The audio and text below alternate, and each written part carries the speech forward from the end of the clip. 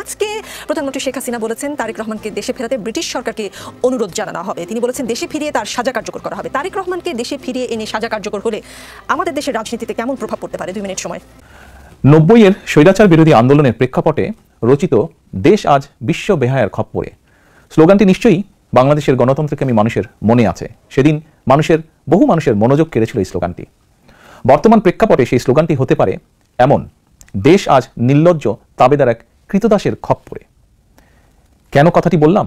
কারণ লেন্দুব হাসিনার অবৈধ ক্ষমতা লিপ্সার কারণে গণতন্ত্র, মানবাধিকার, ভোটের অধিকার হারিয়ে বাংলাদেশের জনগণ আজ নিজ দেশেই যেন পরাধীন, অরক্ষিত দেশের সীমান্ত।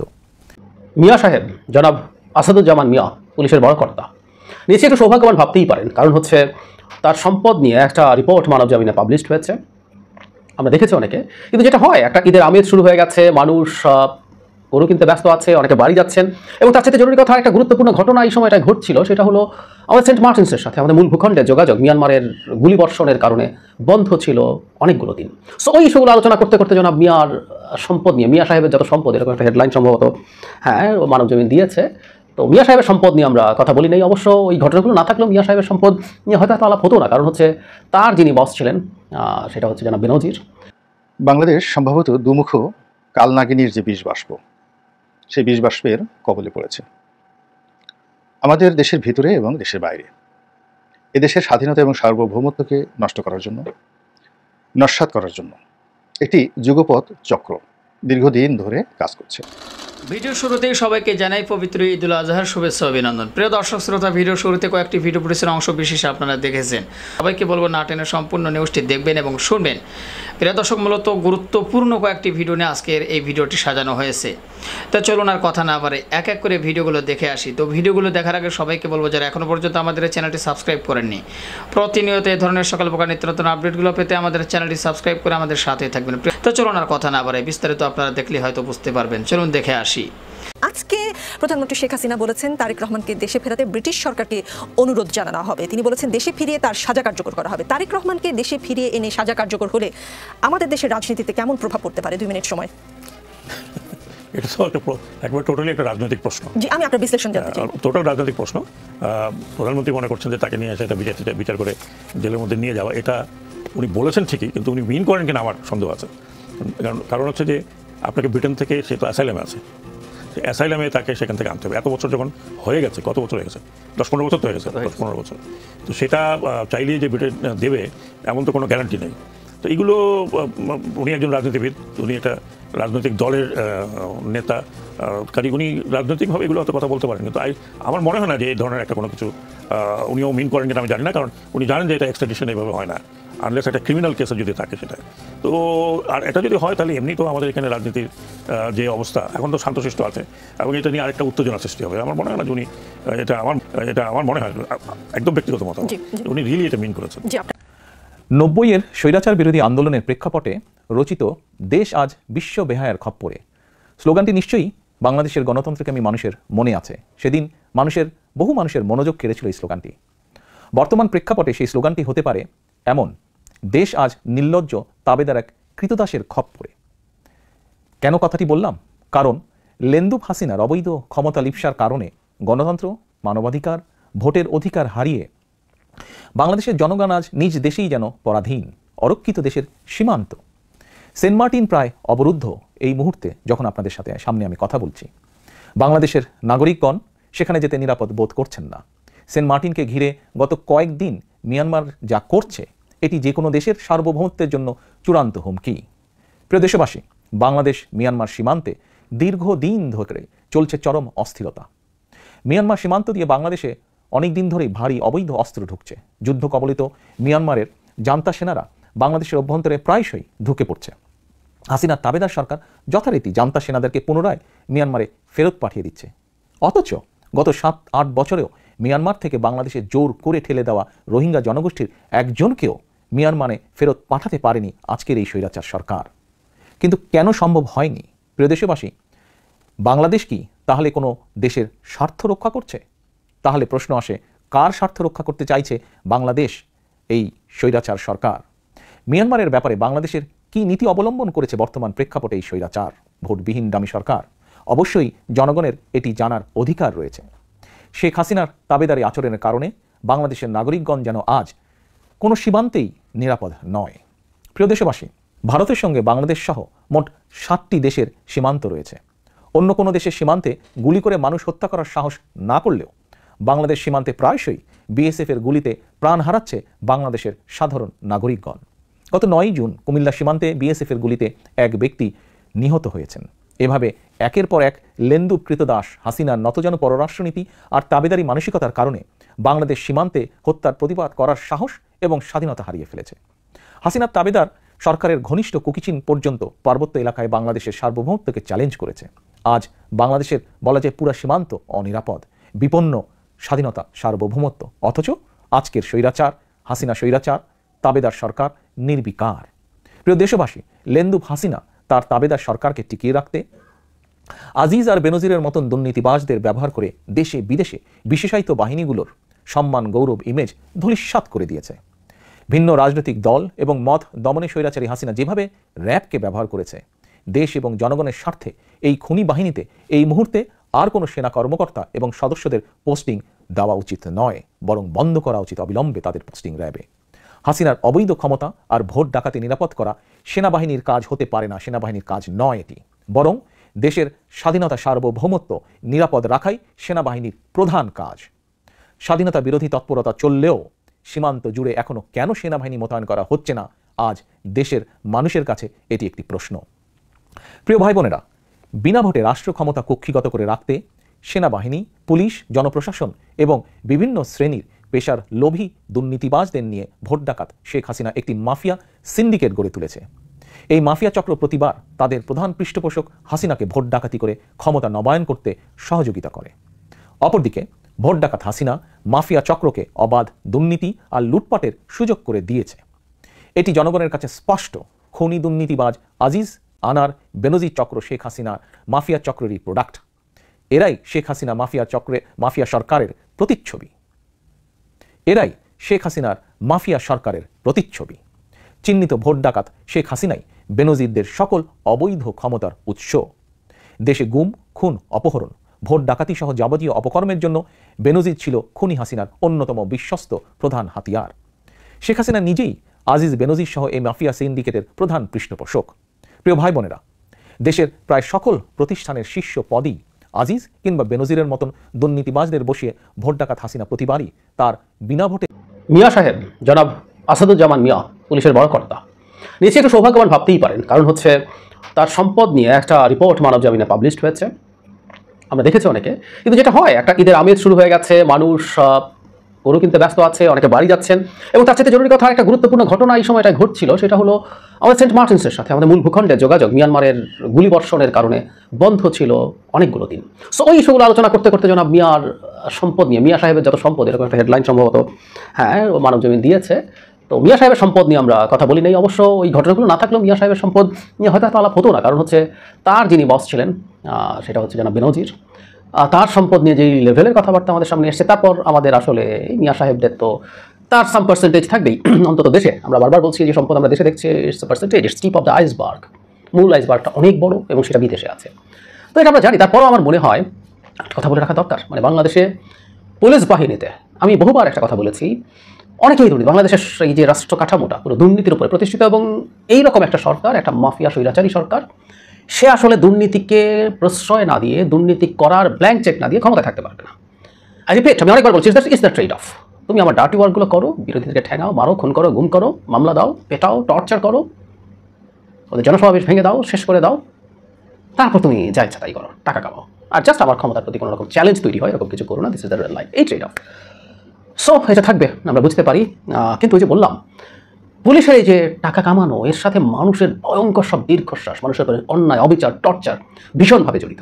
অন্যান্য সেক্টরে প্রচুর করাপশন আছে। প্রশাসন কি করাপশন করে না? নিশ্চয়ই করে, বিভিন্ন পথে করে। আমাদের সরকারি যত প্রতিষ্ঠান আছে, এনপিআর, কাস্টমস, এই সেই যেখানে যাই, সব জায়গায় দুর্নীতি রাখা। ভূমি অফিস, কিছুদিন আগে অনুমান করতে পারি একজন ক্যাডার অফিসার তার চাকরি ছেড়ে ভূমি অফিসার সাব রেজিস্ট্রার হয়েছেন। কেন হতে চান আমরা এটুকু বুঝি। প্রমোশনকে যুক্তি হিসাবে দেখানো হয়, আসল যুক্তিটাকে আমরা খুব ভালো মতো বুঝতে পারি। যাই হোক, কিন্তু পুলিশের করাপশন ভয়ঙ্কর ব্যাপার, কারণ ওর সাথে মানুষের জীবনে নাভিশ্বাস ওঠার প্রশ্ন আছে। জনাব আসাদুজ্জামান মিয়ার কি আছে? আমি আগেও একদিন দেখেছি জনাব আজিজের সম্পদ নিয়ে মানব জমিন একটা ডিটেল রিপোর্ট করেছিল। পড়তে পড়তে আমরা ক্লান্ত হয়ে যাই, এত এত একটার পর একটা আসতে থাকে। এখানে যা যা আছে কয়েকটা একটু পড়ি। পূর্বাচল নিউ টাউনের 1 নম্বর রোডের 406 বি রোড, এখানে 10 কাঠা জমি আছে আসাদুজ্জামানের নামে। পূর্বাচলের সেক্টর 4 রোড 108-এর 53 নম্বর প্লটটি আসাদুজ্জামানের স্ত্রীর নামে ছিল। 5 কাঠার প্লটটি বিক্রি করে দেওয়া হয়েছে। আফতাবনগর 3 নম্বর সেক্টরের এইচ ব্লকের 8 নম্বর রোড দিয়ে প্রবেশ করে স্থানীয় মসজিদের সামনে বাউন্ডারি দেয়া 36 নম্বর প্লটে 21 কাঠা জমি রয়েছে, এটাও আসাদুজ্জামান মিয়ার। এটা 8 নম্বর রোডের সবচেয়ে বড় প্লট, সর্বোচ্চ 5 কাঠা বা সামান্য বেশি থাকে, কিন্তু ওনার 21 কাঠা আছে এখানে। বসুন্ধরা আবাসিক এলাকার এল ব্লকের লেন 1-এ 166 এবং 167 নম্বরে 10 কাঠার উপরে 6 তলা বিশিষ্ট আলিশান বাড়ি আসাদুজ্জামানের স্ত্রীর নামে। স্কুলের কেয়ারটেকার জানান যে এটা ভাড়া দেওয়া হয়, যা স্কুল হিসাবে ব্যবহার করা হচ্ছে। বাজার মূল্য প্রায় 50 কোটি টাকা। নিকুঞ্জ 1-এর 8 রোডের 6 নম্বর বাড়িটি আসাদুজ্জামানের ছোট ছেলে আসিফ মাহাদিনের নামে।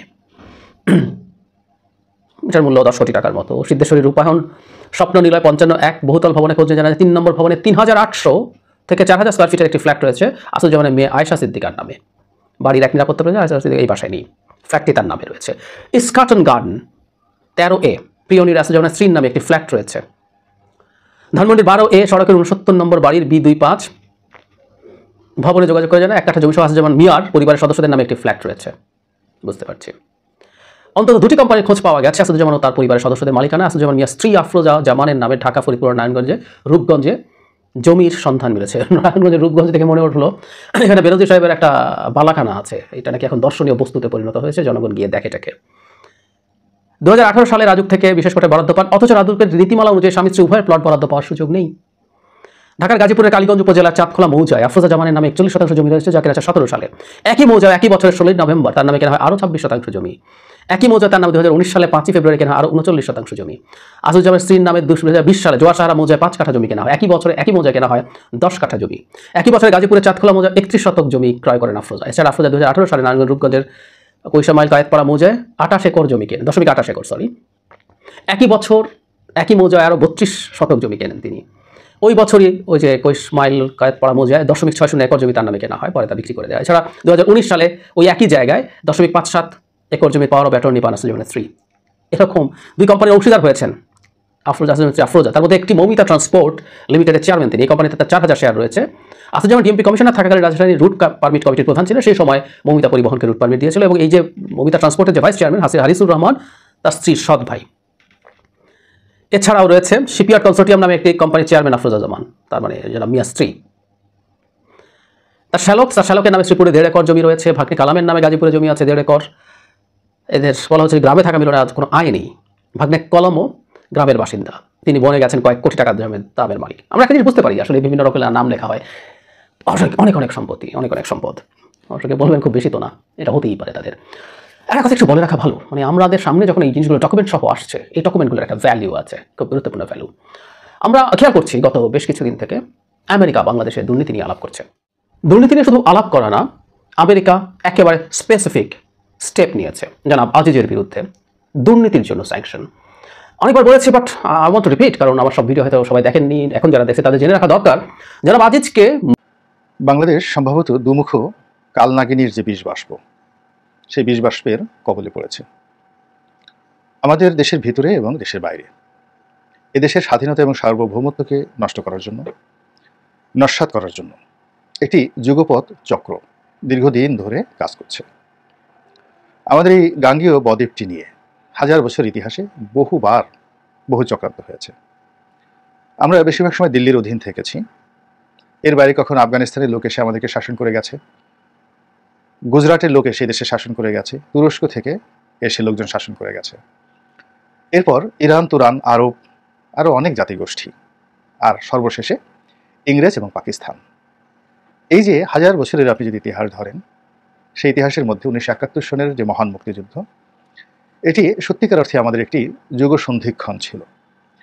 কিন্তু একটি স্বাধীনতা এবং একটি সার্বভৌমত্ব, এটি জাতীয় পতাকা, এটিকে মাথায় করে রাখার জন্য ইংরেজিতে যেটিকে বলা হয় আপহোল্ড, যে ধরনের দেশপ্রেম, যে ধরনের যোগ্যতা এবং যে ধরনের একত্ববোধ, জ্ঞান, গরিমা এবং অপরকে, অন্য মানুষকে, প্রতিপক্ষকে সম্মান করার যে মানবিক গুণাবলী আমাদের রাজনৈতিক নেতাদের থাকার দরকার ছিল, বিভিন্ন সময় সেই জিনিসটি না থাকার কারণে ধীরে ধীরে গণতন্ত্র ভঙ্গুর হয়েছে। দুর্নীতি দেশের সর্বস্তরে একেবারে দানা বেঁধেছে।